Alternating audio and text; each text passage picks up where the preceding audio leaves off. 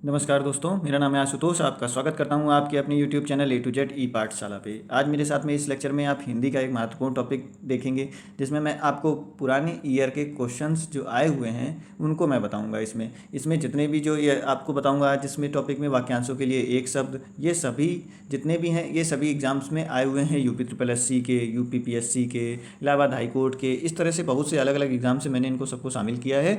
क्योंकि बहुत बार जैसे सभी लोग आलस करते हैं, हम लोग भी आलस करते हैं, हम लोगों का भी पढ़ने का मन नहीं करता है। उसी तरीके से एग्जामिनर जब एग्ज़ाम पेपर सेट करता है तो उसका भी बहुत बार ऐसा होता है कि उसका मन नहीं करता है, तो वो उठा करके पुराने ही क्वेश्चन पेपर में से देख करके आपको वही दे देता है क्वेश्चन। तो आपको ये पुराने पेपर करने का इस तरह से बहुत बार फ़ायदा मिलता है। और सभी आप जितने भी देखेंगे एग्ज़ाम क्वालिफाई करते हैं वो आपको ओल्ड ईयर पेपर सॉल्व करने के लिए ज़रूर बोलेंगे सबसे पहले कि आपने पढ़ लिया है, पढ़ाई कर ली, अब आप ओल्ड ईयर पेपर जरूर सॉल्व करें। तो इस तरह से मैंने इसमें आपको ओल्ड ईयर पेपर के ही जितने भी क्वेश्चन हैं उनको मैंने शामिल किया है, क्वेश्चन रूप में नहीं, सीधे डायरेक्ट पॉइंट वाइज मैं आपको इसको बताता जाऊंगा। तो शुरू करते हैं हम आज का लेक्चर अपना एक बहुत ही बढ़िया सी कोट के साथ में, जो हम हमेशा करते हैं। मुश्किलों से भाग जाना आसान होता है, हर पहलू ज़िंदगी का इम्तिहान होता है। डरने वालों को मिलता नहीं कुछ ज़िंदगी में, लड़ने वालों के कदमों में जहान होता है। आज हम लोगों ने शायरी कर ली है। इसका मतलब बहुत ज़्यादा इंपॉर्टेंट है। शायरी तो बात की बात है, लेकिन इसका मतलब जो है इन लाइनों में बहुत ही गहरा मतलब छिपा हुआ है कि आप कोई भी मुश्किल आपके सामने आ रही है। मान लीजिए ये पीछे की जो इमेज लगी हुई है इसमें ही आपको यहाँ पे खड़ा कर दिया जाए कि ये इतने सारे दरवाजे हैं, वहाँ पे येलो नहीं होगा, ठीक, यहाँ पे दिख रहा है आपको, तो इस तरह खड़ा कर दिया जाए और आपके सामने हो कि आपको एक सही रास्ते में जाना है, तो कुछ तो दिमाग लगाएंगे, कुछ तो करेंगे आप। है अब ये कि यहाँ से भाग जाएंगे, नहीं हम इसमें से नहीं जा पाएंगे, ऐसा नहीं करना किया जाता है। तो ज़िंदगी में समझ लीजिए हर टाइम आपके पास में कोई ना कोई चुनौतियाँ आती रहेंगी, जिनको आप पार करेंगे अगर, तो फिर अगर उन सब चीज़ों से लड़ेंगे ज़िंदगी में और आप आगे बढ़ते रहेंगे तो आपके कदमों में एक दिन जहान होगा। मतलब सारी दुनिया आपके सामने झुकी होगी कि आपको आपकी खुद सब तारीफ़ कर रहे होंगे। ऐसा ही आपको गवर्नमेंट जॉब के लिए भी करना है कि आपको हर एक मुश्किल पार करनी है। आप सफल हो रहे हैं, कितनी बार असफल हो रहे हैं, इनसे कोई मैटर नहीं करता। मैंने भी बहुत बार असफलता झेली है, तब जाके मैंने भी सफलता पाई है। एक एक जगह पर मैंने भी ठोकरें खाई हैं, उसके बाद में हमें भी सफलता मिली है। ऐसा नहीं होता, बहुत ही कम लोग होते हैं जिनको डायरेक्टली बिना मेहनत के और बिना उसके सफलता मिल जाए और लक बाई चांस। तो इस तरह के बहुत ही रेयर केस में लोग पाए जाते हैं, नहीं तो सभी को बहुत मेहनत करनी पड़ती है जो भी सिलेक्शन पाता है। इस तरह से शुरू करते हैं हम आज का लेक्चर अपना। इन सब बातों को ध्यान में रखिएगा। मैं इन सब चीज़ों को इसलिए आपको बताता हूँ जिसमें आप लोग डिमोटिवेट ना हो, क्योंकि सबसे ज़्यादा इंपॉर्टेंट चीज़ होती है गवर्नमेंट जॉब पाने के लिए पेशेंस, और अपने आपको अंदर एनर्जी बना के रखनी होती है कि हाँ हम आगे बढ़ेंगे और एक दिन सिलेक्शन लेंगे और नौकरी भी पाएंगे हम। तो इन चीज़ों को ज़रूरी होता है। शुरू करते हैं हम आज से। पहला हमारा वाक्यांशों के लिए एक शब्द है, जो सबके अंतःकरण की बात जानने वाला हो। देखिए कुछ भी इसमें मैंने आज 50 शामिल कर रखे हैं। इन 50 के अलावा भी हम आपको बीच बीच में बहुत सारे बताते चलेंगे जो इंपॉर्टेंट हैं, सुनते जाइएगा। इसमें मैंने वो शब्द शामिल किए हैं ज़्यादातर जो आपके सामने डेली यूज़ में नहीं आते हैं। जो डेली यूज़ में आते हैं उनको मैं बता दूंगा, ऐसे ही सुन लीजिएगा। तो वो ज़्यादातर लोगों को, अगर हिंदी बोलते हैं आप जानते हैं, तो आपको वो आते भी रहेंगे। पहला है हमारा, जो सबके अंतःकरण की बात जानने वाला हो। उसको क्या कहा जाएगा? उसको बोलते हैं अंतर्यामी। इनको चाहें तो आप अपना एक जगह पर नोट भी कर सकते हैं, अंतर्यामी। जो पहले कभी ना हुआ हो उसे क्या कहा जाएगा? दूसरा है हमारा अभूतपूर्व। जो पहले नहीं होता है उसे हम कहते हैं अभूतपूर्व बोला जाता है। जो शोक करने योग्य ना हो उसे क्या कहा जाएगा? उसे बोलते हैं अशोक। जो शोक करने योग्य नहीं होता है उसे हम अशोक कहते हैं। उसके बाद में आपको बताते हैं, जैसे कि एक बता दें आपको, जो खाने योग्य ना हो उसे क्या कहा जाएगा? उसे कहते हैं अखाद्य। फिर उसके बाद में जो छीड़ ना हो सके उसे क्या कहा जाता है? उसे कहा जाता है अक्षय। अक्षय बोला जाएगा जो छीण ना हो। छीण मतलब खत्म होने की बात की जा रही है, नष्ट ना हो उसको कहा जाएगा। जिसका क्षय ना हो उसे अक्षय बोला जाता है। फिर हमारा आता है चौथे के बाद में पाँचवा नंबर। पाँचवा नंबर इधर नीचे है, जो चिंता के योग्य ना हो उसे क्या कहेंगे हम? जो चिंता के योग्य ना हो उसे बोलेंगे अचिंत्य। अचिंत्य, ठीक ना, आधा था या। फिर अचिंतनीय भी बोलेंगे इसे, अचिंतनीय। जो चिंता करने योग्य ना हो उसे अचिंतनीय भी बोला जाता है। एक और भी इम्पोर्टेंट बताते हैं, जिसकी गहराई का पता न लगाया जा सके उसे क्या कहेंगे? उसे बोलते हैं अथाह या फिर अगाध। अगाध बोला जाता है या अथाह कहते हैं? अथाह। ये अथाह तो आपने बहुत बार मूवी में भी सुना होगा, इसलिए ये हमने नहीं शामिल किया है। फिर आगे आता है, जो इंद्रियों द्वारा ना जाना जा सके उसे क्या कहेंगे? उसे हम कहते हैं अगोचर।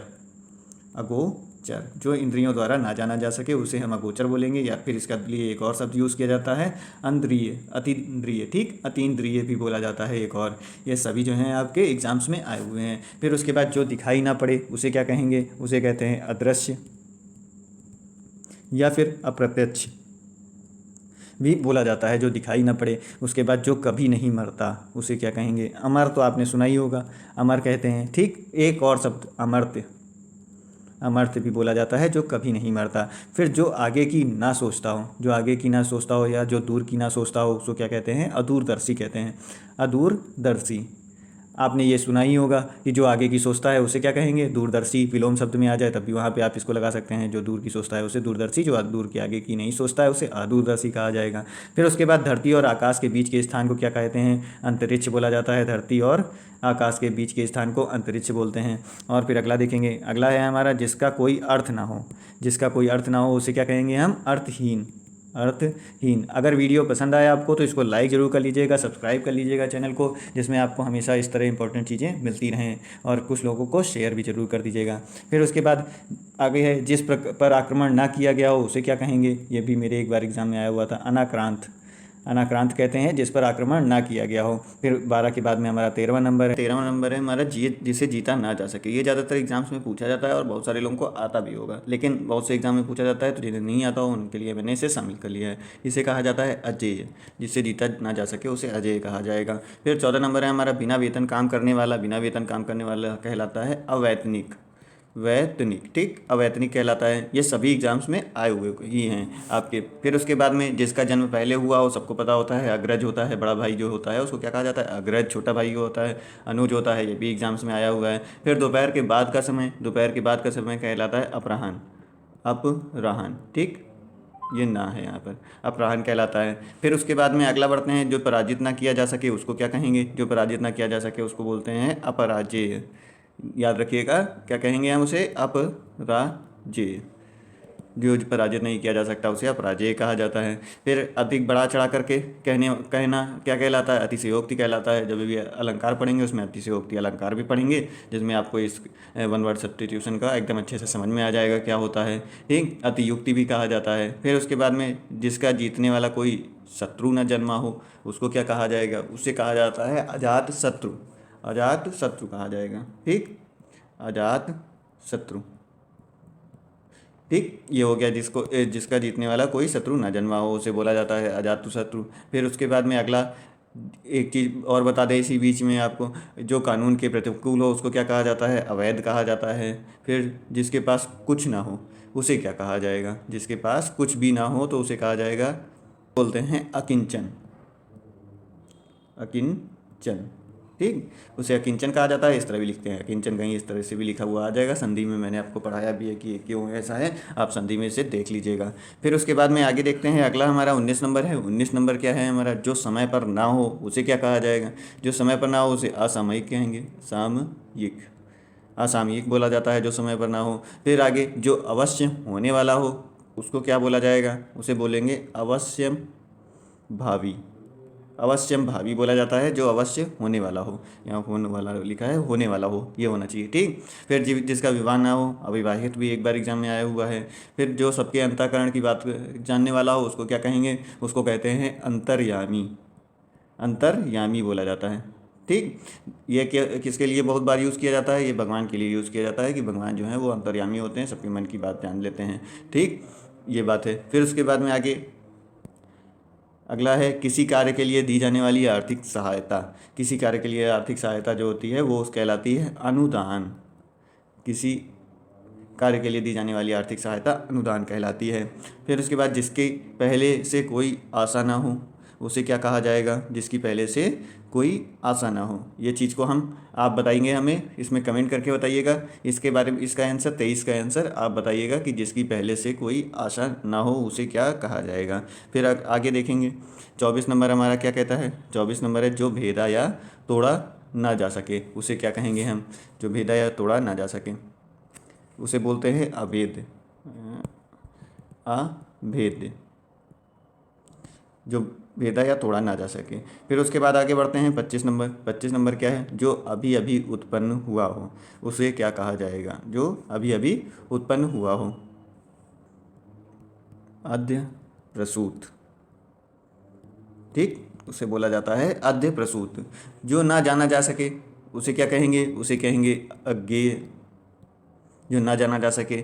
फिर इसके बीच में आपको बता देते हैं जो कुछ न जानता हो, ये भी बार बार पूछा जाता है, उसको क्या कहते हैं? अज्ञ कहते हैं या अज्ञानी कहते हैं। फिर उसके बाद कम बोलने वाला, ये बहुत अच्छे लोग होते हैं जो कम बोलते हैं, अल्पभाषी या मितभाषी भी बोलेंगे आप इन्हें, मितभाषी। फिर उसके बाद थोड़ा जानने वाला, ये बहुत ही खतरनाक लोग होते हैं, जो थोड़ा जानते हैं, ज्ञान ज़्यादा देते हैं।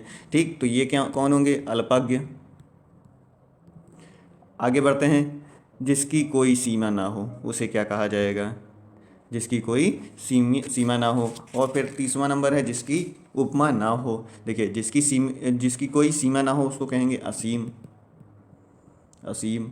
और जिसकी उपमा ना हो उसको क्या कहेंगे हम?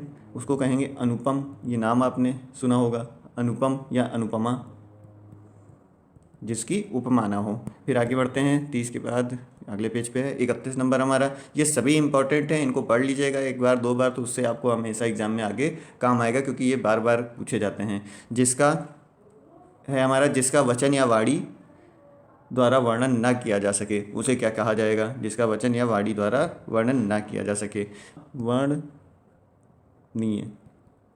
ठीक, अवर्णनीय, या फिर इसको बोल सकते अनिर्वचनीय, अनिर्वचनीय भी बोला जाता है। फिर अगला है, जिसका निवारण ना हो सकता हो, असाध्य रोग। जो ठीक नहीं होते हैं उनको क्या कहा जाता है? असाध्य कहा जाता है। ठीक, रोक लगा देंगे अगर निवारण, जिस रोग का निवारण ना हो सके उसे असाध्य रोग बोल देंगे। फिर जिस पर अनुग्रह किया गया हो, अनुग्रहित। देखिए, इसमें हमने टफ टफ वर्ड थोड़े रखे हुए हैं, जिसमें आपको जो इजी इजी आपको याद रहते हैं वो हम ऐसे ही आपको बता भी दे रहे हैं। किसी के पीछे पीछे चलने वाला, अनुचर या अनुयायी कहलाते हैं। ये आपने पढ़े भी होंगे हिस्ट्री में, और बहुत बार पूछा जाता है ये कि हाँ, इनके अनुयायी कौन कौन थे। ठीक, फिर जो हिसाब किताब की जांच करता हो उसको क्या कहते हैं? अंकेक्षक। फिर सोच समझ कर कार्य ना करने वाले को क्या कहेंगे? अविवेकी, अविवेकी कहा जाता है। फिर गुरु के समीप या साथ रहने वाला विद्यार्थी क्या कहलाता है? गुरु के समीप रहने वाला विद्यार्थी क्या कहलाता है? होता है हमारा अंतेवासी, अंतेवासी। गुरु के समीप या साथ रहने वाला विद्यार्थी अंतेवासी कहलाता है। आप लोग कोई भी साथ नहीं रहते हैं, इसलिए आप सब अंतेवासी नहीं कहलाएंगे। जिसका उत्तर ना दिया गया हो, अनुत्तरित, अनुत्तरित। जैसे निगेटिव मार्किंग होगी तो आपका जो उत्तर जिसका नहीं देंगे, अनुत्तरित रहेगा, उसके आपके नंबर नहीं कटते हैं। फिर 37 नंबर है, जो इधर उधर से घूमता फिरता आ जाए उसे क्या कहेंगे? आगंतुक। आगंतुक आपके घर में आ जाते हैं इधर उधर टहलते घूमते। फिर आलोचना करने वाले को क्या कहा जाता है? आलोचक, आलोचक कहा जाएगा आलोचना करने वाले को। फिर आदि से अंत तक, इसको क्या कहेंगे हम? आद्यंत, आद्यंत कहेंगे या आद्योपांत कहा जाता है। ठीक, ये हो गया। फिर उसके बाद में आगे, वह कवि जो तत्काल कविता कर डालता हो, मतलब ये है कि तुरंत जैसे ही उसके सामने कोई भी चीज़ आई, कोई कंडीशन आई, उस पर उसने तुरंत का तुरंत कविता बना दी, उसको क्या कहा जाएगा? उसको कहते हैं आशु कवि, आशु कवि। ये बहुत से एग्जाम में बार बार पूछा जाता है। ठीक, फिर उसके बाद में आगे, जो स्वयं का मत मानने वाला हो उसको क्या कहते हैं? उसको कहते हैं आत्मभिमत, आत्मभिमत। जो स्वयं का मत, यहाँ माँ होगा क्या हो गया? ठीक, आत्मभिमत कहा जाता है, जो स्वयं या का मत मानने वाला हो। फिर उसके बाद अगला है हमारा, अतिथि की सेवा करने वाला। अतिथि की सेवा को करने वाले को कहा जाता है आतिथेय, आतिथेय कहा जाता है। अतिथि नहीं, आतिथेयी। ठीक, आतिथेयी कहा जाएगा अतिथि की सेवा करने वाले को। फिर उसके बाद में 43 नंबर है हमारा, भगवान के सहारे अनिश्चित आय को क्या कहा जाता है? क्या भगवान के सहारे अनिश्चित आय? आकाश वृत्ति बोलते हैं उसको, आकाश वृत्ति बोलते हैं। भगवान के सहारे अनिश्चित आय को आकाश वृत्ति कहा जाता है। फिर इतिहास जानने वाले को क्या कहेंगे हम? ये ज़्यादातर लोगों को पता होगा, इतिहासकार या फिर इतिहासविद, इतिहासविद। ठीक, फिर उसके बाद इंद्रियों से परे, इंद्रियों से परे परे देखिए, इसमें एक थोड़ा अलग अलग 2-3 रहते हैं जिसमें आपको ध्यान रखना है। इंद्रियों से परे या इंद्रियों की पहुंच से बाहर को क्या कहेंगे? इंद्रियाती कहेंगे। ठीक, जब ऑप्शन में आएंगे ना तो ये सब आएंगे आपको। फिर उसके बाद इंद्रियों पर किया जाने वाला वश क्या कहलाता है? वो क्या कहलाता है? इनसे ही संबंधित है, क्योंकि इंद्रिया निग्रह कहलाता है। ठीक, और एक चीज़ और, इंद्रियों को वश में रखने वाला क्या कहलाता है? इंद्रिय जीत कहलाता है, इंद्रिय जीत। ठीक, या फिर जितेंद्रिय भी कहेंगे उसको, जितेंद्रिय, ये चीज़ को ध्यान रखिएगा। फिर उसके बाद आगे, जो सब कुछ उदारता से देना जानता हो उसको क्या कहेंगे, जो सब कुछ उदारता से देना जानता हो उसे को कहते हैं उदार मना, उदार मना कहा जाता है उसको। ये सब शब्द इंपॉर्टेंट हैं आपके। जो सब कुछ देना जानता है उसको उदार मना कहा जाता है। फिर अन्य से संबंध ना रखने वाला, उसको क्या कहेंगे हम, जो अन्य से संबंध नहीं रखता है, एकांतिक, एकांतिक बोला जाता है अन्य से संबंध ना रखने वाले को। फिर उसके बाद में आगे आता है अपनी विवाहिता पत्नी से उत्पन्न पुत्र, जो भी होगा पुत्र या पुत्री, ठीक, पुत्र को कहेंगे हम औरस, औरस बोला जाता है। अपनी विवाहिता पत्नी से उत्पन्न पुत्र को औरस बोलते हैं। फिर उसके बाद में आगे आता है 49 नंबर, जो सब कुछ उदारता से देना जानता है।